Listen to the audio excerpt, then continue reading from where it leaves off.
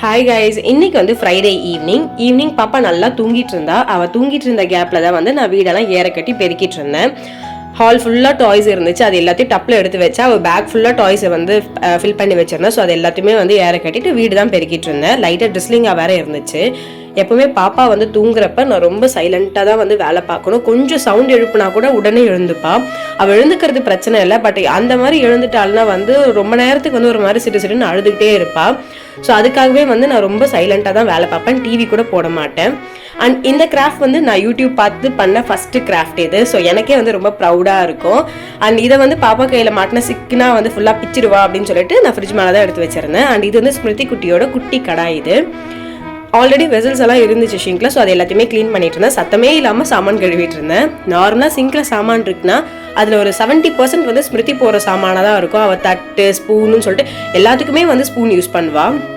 நான் எப்பவுமே வந்து சாமான் கழுவுனா இந்த மாதிரி வந்து லைட்டாக வந்து சன்லைட் படுற மாதிரி வச்சிருவேன். பட் என் அத்தை வீட்டில் வந்து அத்தை வந்து சாமான் வாஷ் பண்ணாங்கன்னா அது கண்டிப்பாக தொடச்சி தான் வைப்பாங்க. பட் நமக்கு வந்து சாமான் கழுவுறதே பெரிய வேலை. இதில் வர துடைக்கணும்னு உட்காந்தோம்னா வந்து நமக்கு வேலைக்கு ஆகாது சொல்லிட்டு நான் அதெல்லாம் பண்ண மாட்டேன். அண்ட் பாப்பாவுக்கு வந்து நார்மலாக கேக்ஸ்னால் ரொம்ப பிடிக்கும். எப்பவுமே வந்து ஹாப்பி பர்த்டே சொல்லுவாள். ஸோ எப்பவுமே வந்து பேக்கரியில் வாங்குறோம்ல. ஸோ ஒரு வாட்டி வந்து நம்ம வீட்டில் ட்ரை பண்ணலாம்னு சொல்லிட்டு கோதுமை மாவில் வெனிலா ஸ்பாஞ்ச் கேக் தான் வந்து ட்ரை பண்ணிட்டு இருந்தேன். ஒன்ஸ் அப்பான் அ டைம் நானுமே வந்து கேக்ஸ்லாம் பேக் பண்ணிட்டு இருந்தேன். அதில் வந்து பயங்கர இன்ட்ரெஸ்ட்டாக இருந்துச்சு. ஸோ அதுக்கு என்னென்ன வேணுமோ எல்லாமே வாங்கி வச்சுட்டு இருந்தேன். பட் வந்து அதில் நம்ம குட்டியாக வந்து ஒரு மிஸ்டேக் பண்ணால் கூட வந்து ஃபுல் கேக்குமே வந்து ஃப்ளாப் ஆகிடும். அண்ட் அதுக்கான ஒரு ஒர்க் வந்து ரொம்ப அதிகம். அண்ட் மெயினாக வந்து அதெல்லாம் முடிச்சா அந்த சாமான் கழுவுறது இன்னும் மோசமாக இருக்கும். ஸோ வந்து ஒரு காசு கொடுத்தா அதை நம்ம பேக்கரிலேயே வாங்கிக்கலாமேன்ற மாதிரி இருக்கும். அதுவும் இல்லாமல் அந்த டேஸ்ட் நல்லா இருக்குன்ற மாதிரியே ஒரு மைண்ட் செட்டில் இருந்தேன். பட் இப்போ பாப்பாக்காகன்றதால நான் கோதுமை மாவில் ட்ரை பண்ணிட்டு இருந்தேன். அண்ட் மெஷர்மெண்ட் எதுவும் மிஸ் ஆகிடக்கூடாதுன்னு சொல்லிட்டு டைரியில் வந்து எல்லாத்தையும் நோட் டவுன் பண்ணி தான் வந்து ஸ்டார்ட் பண்ணியிருந்தேன். கேக் வந்து அது நம்ம ஸ்டார்ட் பண்ணுறோம்னா வந்து கரெக்டாக வந்து கான்சென்ட்ரேட் பண்ணி பண்ணணும். ஒரு குட்டி மிஸ்டேக் பண்ணிட்டோம்னா கூட ஃபுல்லாக ஃப்ளாப் ஆகிடும். அதுவும் குழந்தை சாப்பிட்றதுன்றதாலவே வந்து நான் பார்த்து பண்ணிட்டு இருந்தேன். இதுக்காகவே காலையில் கடைக்கு போனப்போ டியூட்டி ஃப்ரூட்டி எல்லாம் வாங்கிட்டு வந்திருந்தேன். அண்ட் வந்து லைன் பை லைன் பார்த்து தான் வந்து மெஷர்மெண்ட்ஸ் பண்ணிட்டு இருந்தேன். அண்ட் எனக்கு வந்து நார்மலாக வந்து கேக்னா எனக்குமே ரொம்ப பிடிக்கும். அண்ட் பாப்பாவுக்கு வந்து ஏன் இவ்வளோ கேக்ஸ் பிடிக்குதுன்னா, நான் ப்ரெக்னென்சி டைமில் தான் வந்து இந்த கேக்ஸ் பண்ணுறது பேக்கிங் பண்ணுறதெல்லாம் வந்து ரொம்ப இன்ட்ரெஸ்ட்டாக வந்து கற்றுக்கிட்டே இருப்பேன்.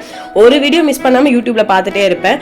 மேபி அதனாலேயும் என்னமோ வந்து அவளுக்கு வந்து அந்த ஹாப்பி பர்த்டே, அதாவது அவளுக்கு வந்து கேக்ஸ்லாம் ரொம்ப பிடிக்க ஆரம்பிச்சிருச்சு. அண்ட் பாப்பா வந்து எழுந்துக்க ஆரம்பிச்சிட்டா. பாப்பாவுக்கு ஃபர்ஸ்ட் டைம் கேக் பார்த்தது வந்து பயங்கர எக்ஸைட் ஆயிட்டா.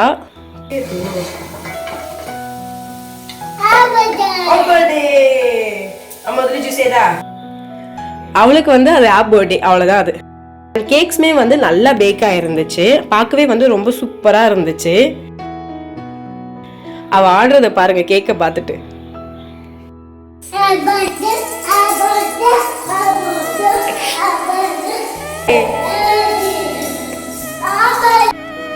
அடுத்து ஈவினிங்க்கு வந்து சப்பாத்தியும் குருமாவும் தான் பண்ணலான் இருந்தேன். பச்சை பட்டாணி போட்டு குருமா பண்ணலான் இருக்கேன்.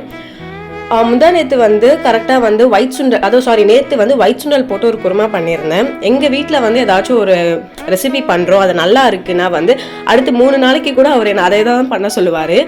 அது மூலம் தெரிஞ்சுக்கலாம் அவருக்கு அது எவ்வளோ பிடிச்சிருக்கு அப்படின்னு சொல்லிட்டு நேற்று வந்து ஒயிட் சுண்டல் போட்டு பண்ணேன். இன்னைக்கு வந்து பச்சை பட்டாணி போட்டு நைட்டுக்கு பண்ண சொல்லியிருந்தாரு. பட் நான் ஆல்ரெடி சொல்லிட்டேன், இன்னைக்கு பண்ணுறது தான் காலையிலையும் சாப்பிட்டுக்கணும் அப்படின்னு சொல்லிட்டு. ஏன்னா நைட் ஒரு வேலைக்காக குருமா செய்யணுமே அப்படின்றதுக்காக சொல்லியிருந்தேன். அவருமே ஓகே சொன்னார். ஸோ அதனால தான் வந்து குருமா ப்ராசஸ் பண்ண ஸ்டார்ட் பண்ணியிருந்தேன். நார்மலாக வந்து எங்கள் வீட்டில் வந்து அந்த தேங்காய் போட்டு செய்கிற எல்லா ஐட்டம்ஸுமே வந்து எனக்கும் சரி, இவருக்கும் சரி, பாப்பாக்கும் சரி, 3 பேருக்குமே ரொம்ப பிடிக்கும். தேங்காய் சேர்த்து பண்ணுற ஐட்டம்ஸ் எல்லாமே, அதுவும் ஃப்ரெஷ்ஷாக வந்து உடச்சி பண்ணுற தேங்காய் வந்து தனி டேஸ்ட்டாக இருக்கும். பாப்பாவுக்கு வந்து நைட்டுக்கு வந்து இட்லியும் ஒயிட் அந்த குருமாவை தான் வைக்கலான் இருந்தேன். கேக் வந்து ஓரளவுக்கு ஆறிடுச்சு. ஸோ வந்து டீமோல்ட் பண்ணிட்டேன்.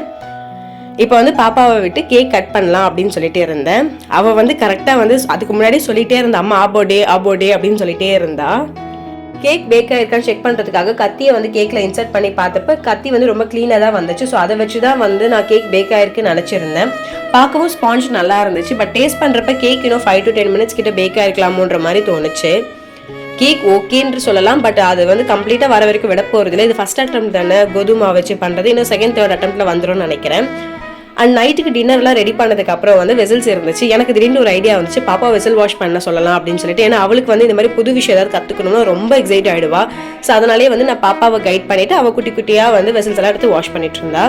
அவர் வரப்போ வந்து நிவாரண பொருட்கள் தராங்கன்னு சொல்லிட்டு வாங்கிட்டு வந்திருந்தாரு. ஒரு பேக் ஃபுல்லாகவே வந்து க்ராசரி ஐட்டம்ஸ் ஒரு 10 ஐட்டம் கிட்டே இருந்திருக்கும். அண்ட் இன்னொன்று வந்து 5 kg ரைஸ் பேக். அண்ட் இதில் காமெடியான விஷயம் என்னென்னா, அந்த ரைஸ் பேக் சுற்றி வந்து அவங்க தான் ஃபோட்டோ போட்டிருந்தாங்க. அண்ட் நமக்கு வந்து யார் ஆட்சிக்கு வந்தாலும் இது மட்டும் மாறவே மாறாதுன்னு தான் நினைக்கிறேன். அண்ட் இந்த விளாக் பிடிச்சிருந்தா மறக்காமல் விளாகுக்கு ஒரு லைக் பண்ணிடுங்க. அண்ட் நீங்கள் ஆல்ரெடி நம்ம சேனலை சப்ஸ்கிரைப் பண்ணியிருந்தீங்கன்னா ரொம்ப thank you. And keep supporting me. Bye.